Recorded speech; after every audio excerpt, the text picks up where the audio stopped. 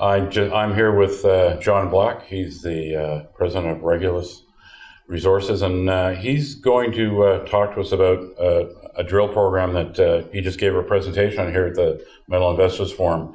I follow Regulus, and one thing I wanted to start off with, John, is, I mean, obviously we're all really excited to see this drill program starting, but I'm not sure people that aren't familiar with Regulus maybe don't realize you've already got a pretty big resource on your hands, starting out now. Yeah, we are pretty excited as we get started on the Antiquary project, and we're an evolution of a company that came from Advisories Minerals and had the good fortune to drill out a really nice resource that we sold to First Quantum at the Hikira deposit a few years ago. And after a long search, we've landed on what we think is going to be one of the next major projects in Peru. And we're starting on a project that's had a little bit of drilling from previous junior exploration companies. And it starts with a resource that has about 295 million tons of 0.48% copper, 0.36 grams per ton of gold, and about 10 grams of silver. So it's actually a pretty nice deposit to be starting with, and we view that the upside for that is tremendous. This will grow quite a bit. Just so you're aware, I mean, I followed Antares, and I mean, it was a great win. I mean, you guys did a fabulous job of getting a great price for all your shareholders, and then spinning out Regulus. Once you picked this project up, once you did the merger in order to acquire it, you spent an awful long time working on these agreements that you just finalized in the last month or so. Why were those so important? Why did those have to get done first? Well, the Antiquary project was an unusual opportunity. It's getting much more difficult to find these type deposits. What we like to do is we like to discover or identify a project that already has meat on the bones, it already has a pretty good indication there's a strong resource there, but there's overlooked potential, so we can grow the size of it. Many companies have done this. The Lumina Group companies did this in an excellent manner over the years, but it's much harder for us to find those type projects now. And the way we found this one was it's really hidden under layers of legal and social complications on this. And I think many of us that worked in Peru knew that it was an outstanding project geologically, but we thought it was a little bit difficult to take on. But as we approached Fernando Pickman, who was running Southern Legacy Peru, who had the project, we realized he'd done an excellent job at cleaning up a lot of the issues there.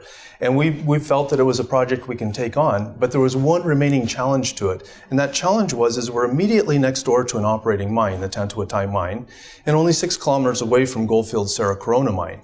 So we're in a neighborhood with a lot of mining activity, but it's a very tight land position. And we needed to come up with agreements, particularly with Tantuatay and Buenaventura, to be able to have elbow room and drill out the project we're on. The project we're on is sizable, as I mentioned, nearly 300 million tons of resource on our ground, but it extends on to the mine's ground as well. So we carefully crafted some agreements with the mine and with Buenaventura to allow us to collaboratively explore this. And we wanted to be very, very cautious on that because it's easy to come to a quick agreement to allow us to do something, but we needed to look at the back end and make sure that we had a clean exit on the back end and that we maintained a degree of autonomy.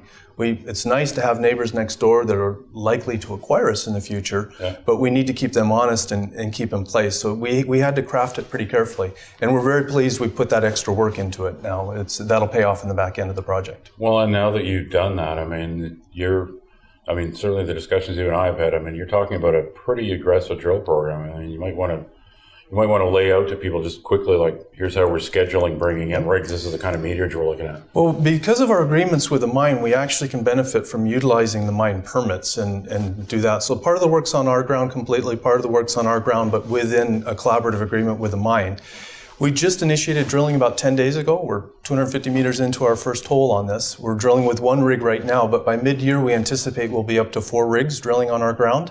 And we have a current program planned of 15 to 18,000 meters of drilling that we'd like to complete by approximately October. Okay. And that will allow us to table an updated resource estimate in approximately January. A project of this size, we anticipate it'll be 100,000 meters or more of drilling required over the next few years. And one lesson we learned with Antares and Hikira is it's important to keep the project moving quickly on this. It's often common that we drill and then we stop and work up data and then we look for money and we go back out. Yeah. We believe that with the shareholder base we have access to capital. We'd like to be delivering a very interesting new project in the sort of a 2 to 3 year time frame. Well, I have to say, as a happy shareholder who's got warrants to exercise, and certainly my experience with Antares was you had an extremely loyal shareholder base, and it's clear from the way it's traded that you've got a lot. Well, it's the same shareholder base in large part.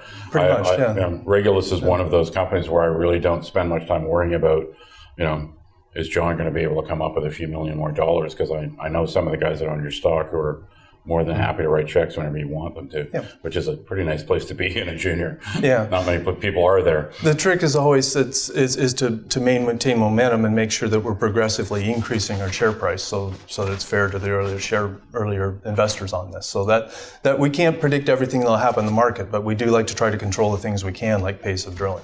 So. Okay. Well, I think it's a great story everybody should look at. As John pointed out at the start of the interview, he's already got 300 million tons. It's a very significant deposit already that a guy that's done it before thinks he can grow quite a bit. I think it's got a great future. Excellent. Great. Thanks. Thank you. Thanks, John.